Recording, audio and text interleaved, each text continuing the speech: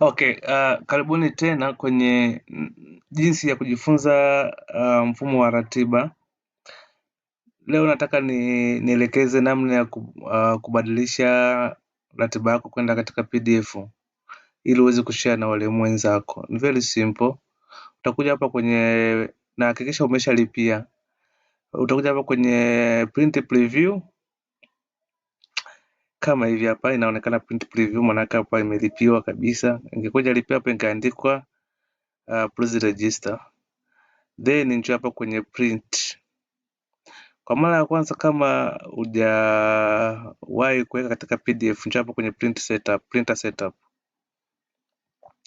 Yes, kwenye printer setup utakutana na hii dashboard hapa. Kwenye name hapa huwa kuna namna kuselect aina za printer. Kwa hiyo hapo kuna aina za printer mbalimbali ambazo nimeinstall. Sawa. Kwa hiyo wewe njoo hapa kwenye Microsoft Print to PDF. Itakaa hapo, then itakuwa okay. Then utarudi tena hapa kwenye print. Njoo hapa hii option ya kwanza amount print Ctrl+P. Hivyo. Sasa itakuletea hiyo. Kwa maana yake automatically itakuta tayari kwa umeshafanya setup setting kwa hiyo utakuwa automatically utakuta neno hapo limeandikwa Microsoft Print to PDF, then utaklik okay. Sawa? Itajiweka account pale, then uta name sasa labda hii ni aina gani ya kwa mfano hii ni classes. Kwa unaweza kusema labda classes PDF classes. Na hata hapo ukiangalia hapa save as a type imeandikwa PDF document. Sawa.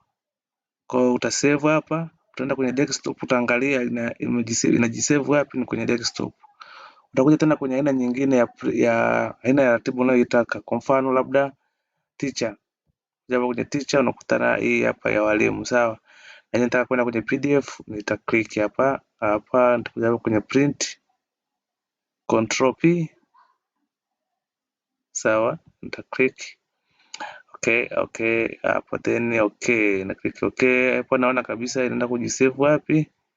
Click okay hapo, ina account hapo inaniambia inaenda kujisave kwenye desktop. Kwa nitasema labda ni save hapo jina lake ambayo teacher timetable.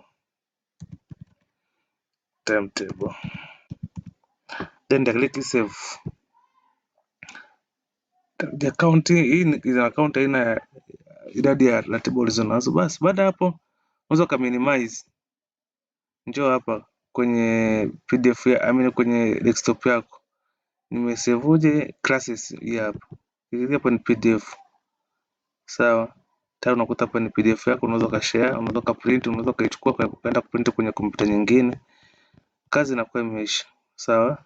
Ukija hapa hata hii nyingine nimesave teacher na vitu vingi hapo kwenye screen kuna hii hapa. Umeona? Na penyewe unakuta kuna PDF yako yote hapa ipo inakuwa imekamilika. Asante na nawashukuru sana.